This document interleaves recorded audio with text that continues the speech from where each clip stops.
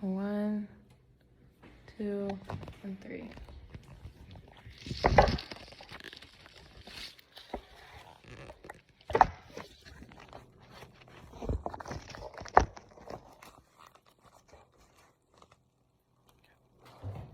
So I'm doing my speech on what is dysautonomia. My name is Marlene Caballero. Not many individuals know exactly what dysautonomia is, or a matter of fact, have never even heard of it. And many health professionals always misdiagnose this autoimmune disease because they are not well informed on what it is exactly. And there are a lot of people who have been misdiagnosed going without treatment that need treatment to help with their symptoms. An autoimmune disease should not be taken lightly, and those who have it should not have to explain themselves when they need to use a handicapped spot and they don't actually have a physical ability. This disease is not well known, so I want to shine some light on it.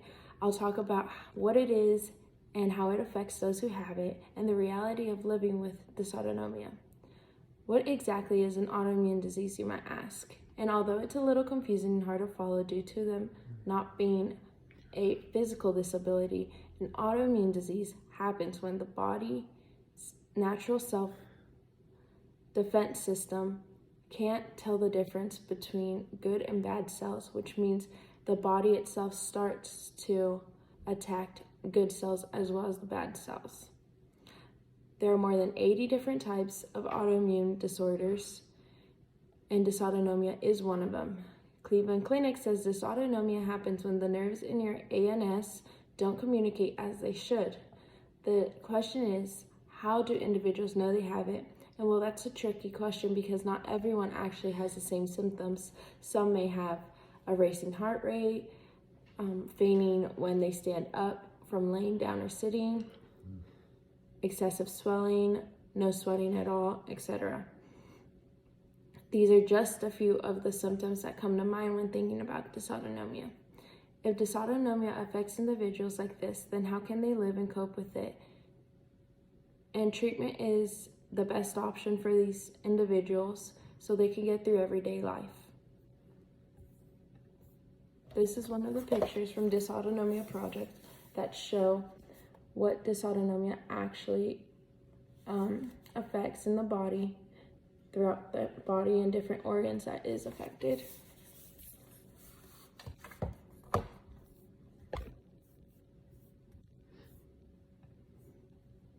Dysautonomia is a group of disorders that end up leading to problems in the body. All these disorders that are grouped into dysautonomia are autoimmune.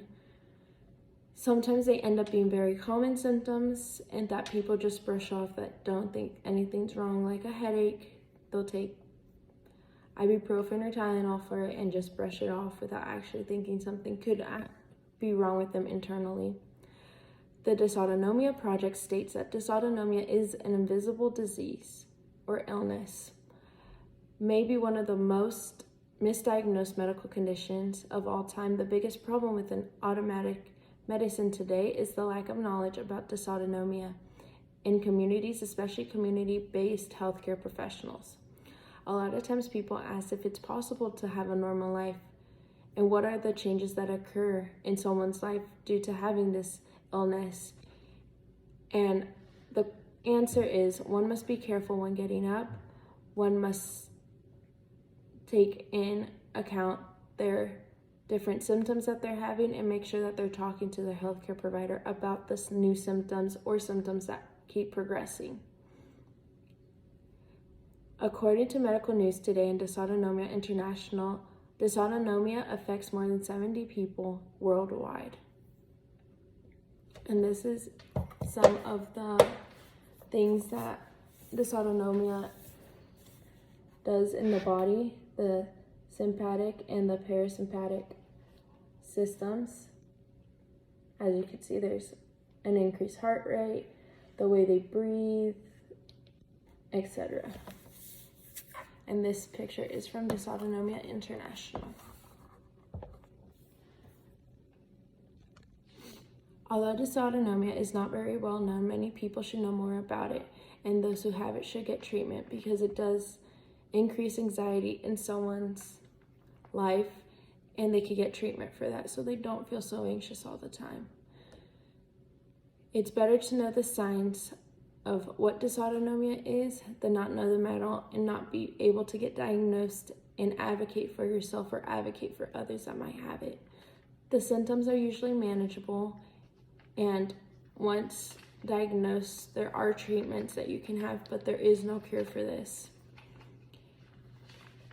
And you do have to go through a lot of testing just to find out you do have it. More healthcare officials should know more about autoimmune diseases and illnesses and be informed. That way they can help their patients and other individuals that come into their offices with knowing if they have an autoimmune disease or not have one, and if they have dysautonomia, if there are treatments or places they can go to get the treatment that they need so they can have a successful life and be able to live a happy life. If you feel that something is wrong with you and no one is saying that there is, and your test results are coming back, maybe start looking into autoimmune disorders and illnesses, because that could just be the problem, since tests come back absolutely perfect every time and no one actually takes into account that there could be something internally wrong that you're feeling.